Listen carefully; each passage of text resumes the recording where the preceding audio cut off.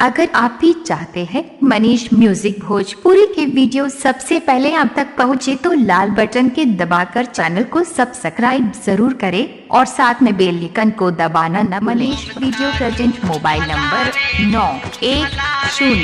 9120081736। Recording by Manish music Bhojpuri.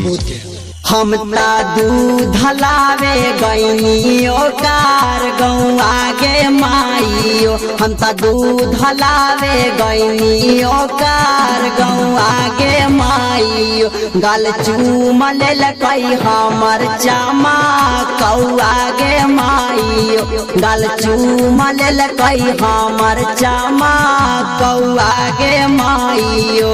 तारा हाला सा हीरा के बेटौआ गे माइयो, तारा हाला साया हीरा के बेटौआ गे माइयो।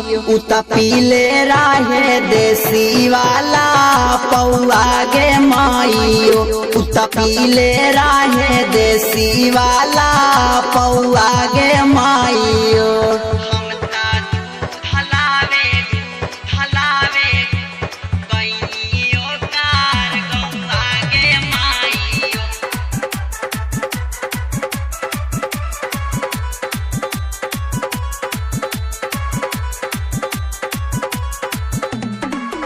घूरी घूरी हमारा के नीरा खे बादानावा, दूधना पे पर ना रहे ओकरा ध्यानावा।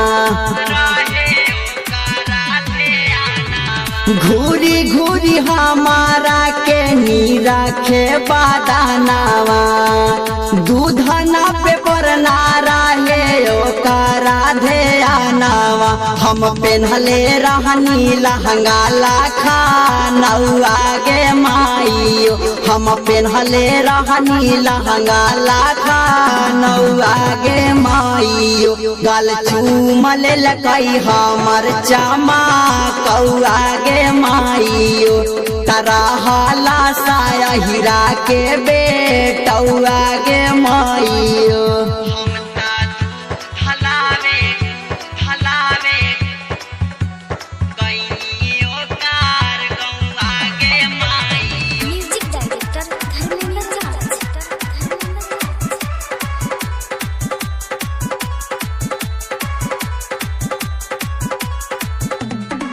राजेश विकास के तू बात ना भुलाई हा, अरुण छैला की हारो जलेवे आई हा।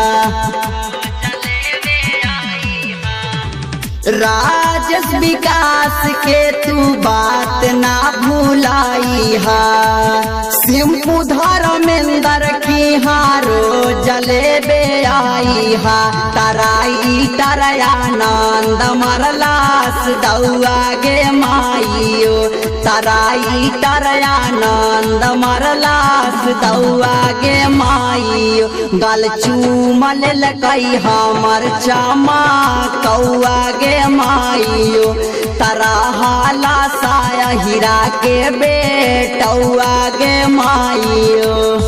हम ता दूध लावे गईनियो कार गौआ गे माइयो, हम ता दूध लावे गईनियो कार गौआ गे माइयो। गल चूमल कई हमर चामा कौआ गे माइयो, गल चूमल कई हमर चामा कौआ गे माइयो। तारा हाला साया हीरा के बेटौआ गे माइयो, उत पीले राहे देसी वाला पौआ गे माइयो। उतरा हाला साया हीरा के बेटौआ गे माइयो। Recording by Manish music Bhojpuri.